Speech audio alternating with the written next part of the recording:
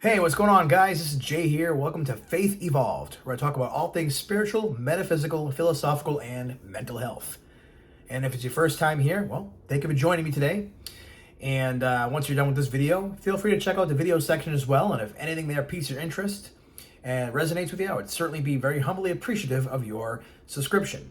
Also, don't forget to hit the notification bell below to get notified anytime I release any new videos. And like the videos as well, and don't forget to write in the comments if you have any suggestions or questions or anything you'd like to share with me. I like to try to respond as many times as I possibly can. So what are we talking about today? Well, we're talking about the devil. Yes, a topic of great debate and of intrigue within Christianity and other religions as well.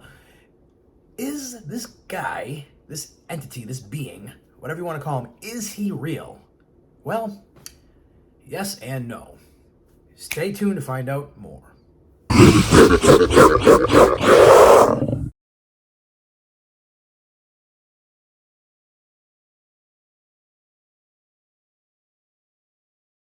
So the devil, is he real or not?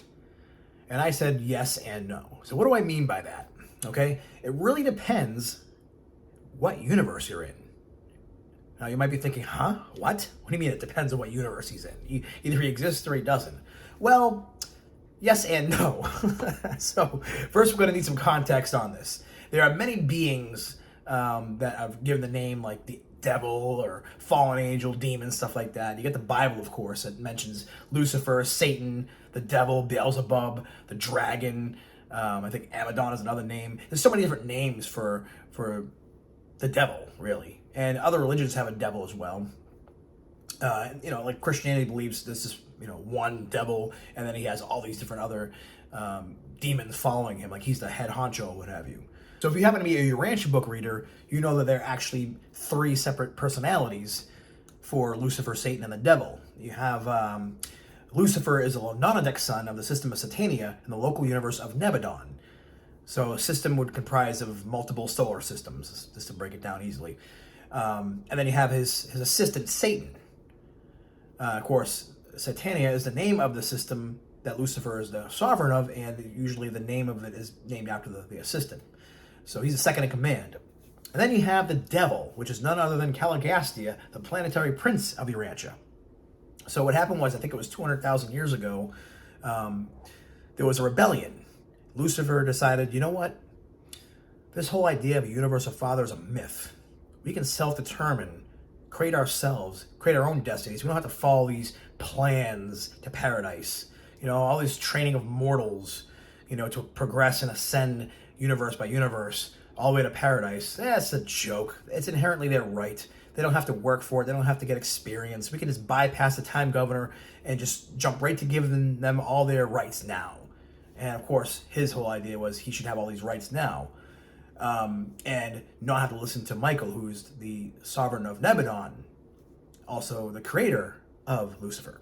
So essentially, Satan and Lucifer convinced Caligastia, who is the devil, to go along with their plan to go against the Father, who they said did not exist, and we can self-determine our destiny.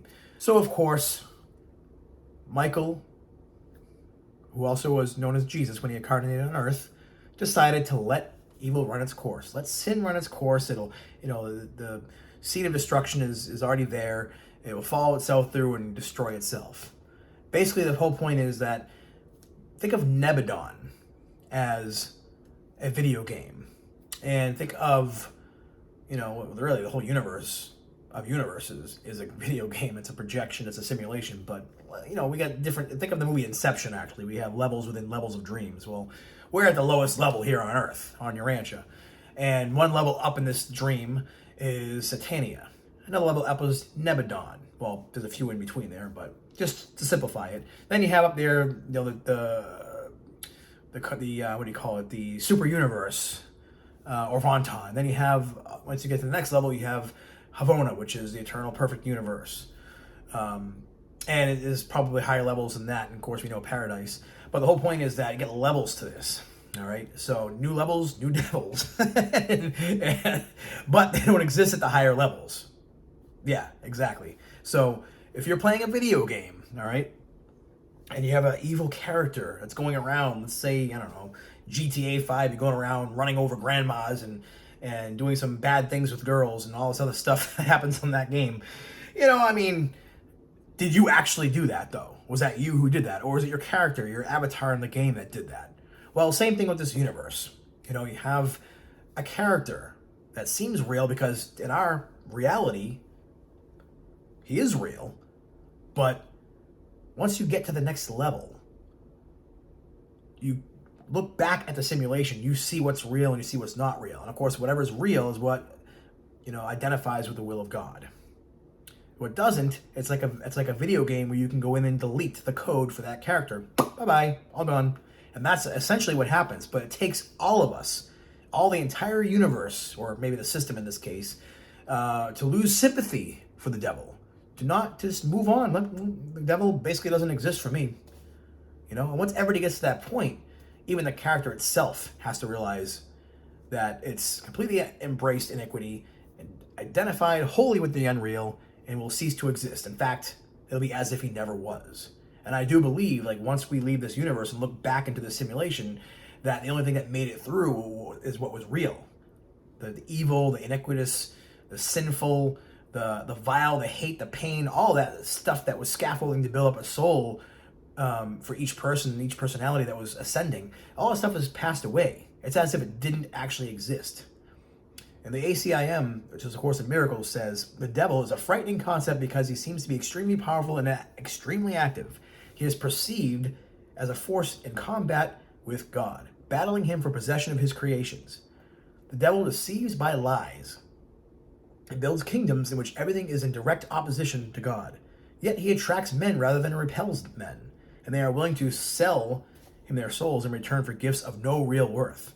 This makes absolutely no sense. Here's another one here. The mind can make the belief in separation very real and very fearful. And this belief is the devil.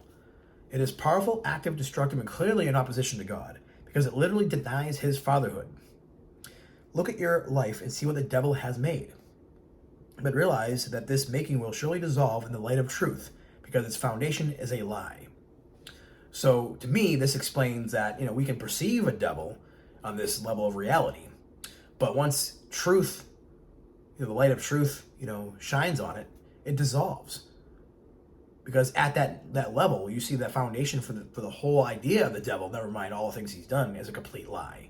His whole personality has basically, maybe at one level he was real, like an actual real person, which it seems to say in the Urantia book that he was a bright Leonardic son, had a lot of experience, wisdom, sagacity.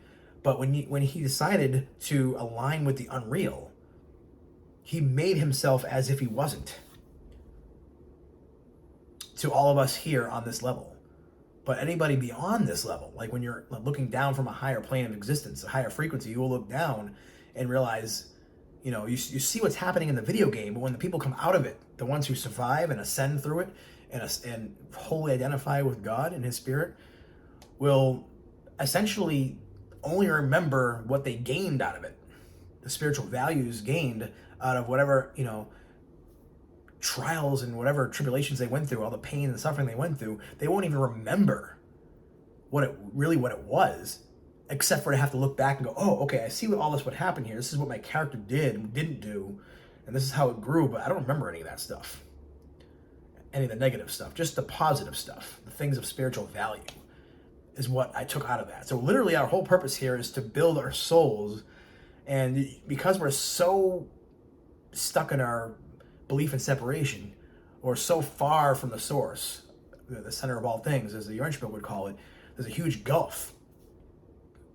And it's going to take time to and really experience to grow through it. So as we evolve, we will realize more and more that the devil is just some concept as we become more enlightened. Like back in the day, like thousands of years ago, the devil was a real personality. But as we grow and evolve and progress and ascend, he'll start to become more of a past bad guy, not around today anymore. Then he'll become more of a a legend, a myth. And then he'll become more of a, just a very forgotten, faint idea that someone might have had at one point. And then poof, gone. So that's why I say yes and no, because it depends on what level of the universe you're at. What level of the dream you're in. What, level of the video game you're playing, Because at the higher levels, there are less and less devils. Thanks and God bless.